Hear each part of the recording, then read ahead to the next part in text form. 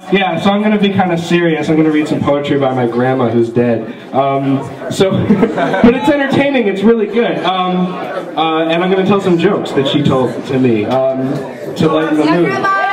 I'll try to fill these awkward silences with laughter. All right. So yeah, she told me a joke. It was a guy. So there's a man who's at Harvard. Well, he's looking for his friend who goes to Harvard. He's supposed to meet him at the law library. But he's walking around the Harvard campus, doesn't know where he can find the law library. So he goes up to somebody and says, "Hey, where's the law library at?" And the guy says, "At Harvard, we do not." Yeah, I'm going to tell the fucking punchline. Say it again. Sorry. He says, "At Harvard, we do not end our sentences with a preposition." And the guy says, "All right, where's the law library at, asshole?"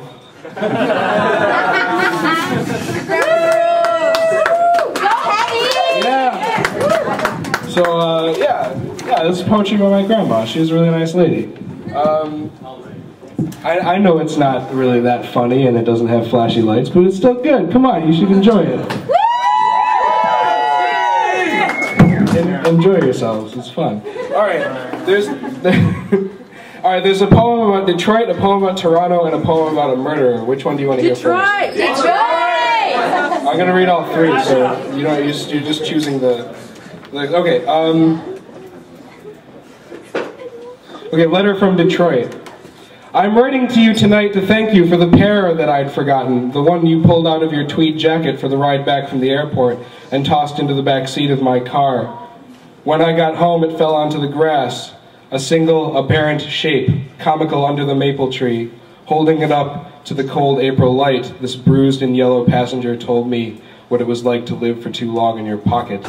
Now, though it promises only half the sweetness of Cézanne's erotic pear, I will put it in my icebox on the shelf next to Dr. Williams' delicious plums.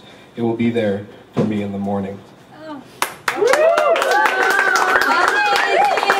I'll read the one about Toronto second to keep on the theme of municipal politics. And this is a great poem because I come from the suburbs of Detroit, and there's an element to this poem that, I've lived here for 6 years, but I still feel like a foreigner. I just have to find it. Yeah, From the Shore, Toronto. All afternoon I've watched the gulls off the breakwater at Lake Ontario. No one here seems to like them, how they scavenge, hover like icons against a metal sky.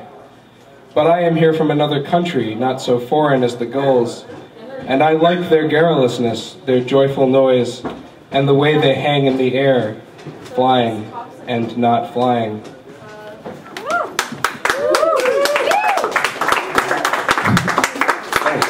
All right, one last one, and then more performance art. Okay, so this one's called Confessions of the Rouge Park Killer. No. Rouge.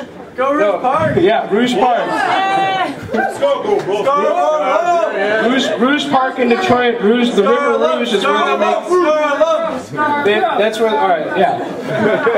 The River Rouge is where they make the Ford F-150 trucks. So if you guys ever drive in one of those, that's where they come from. All right. And then the Lord said to Cain, "Why are you so angry and cast down?" The prescript. My father never taught me how to hunt. He liked to brag about his luck in California before his business failed and I was born. Before Sault Ste. Marie, the fucking war which broke him, sent him down here to Detroit to choke in factories. His weekend sport was quail. By morning he'd be gone, leaving me behind chained to my mother.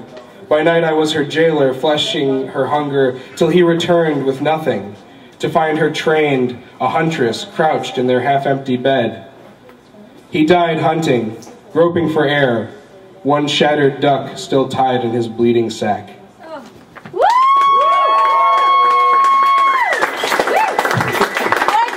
You guys want to hear more jokes? Tell us about your bleeding sack.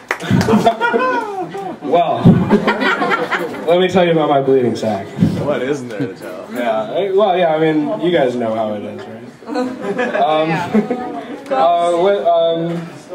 What's a good joke? Okay, so this is, I don't write jokes, except sometimes, but there's, okay, so this one's, a bear walks into a bar, and says to the bartender, I'd like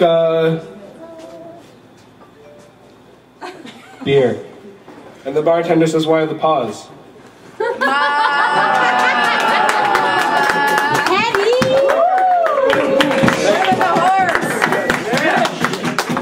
Have a great night.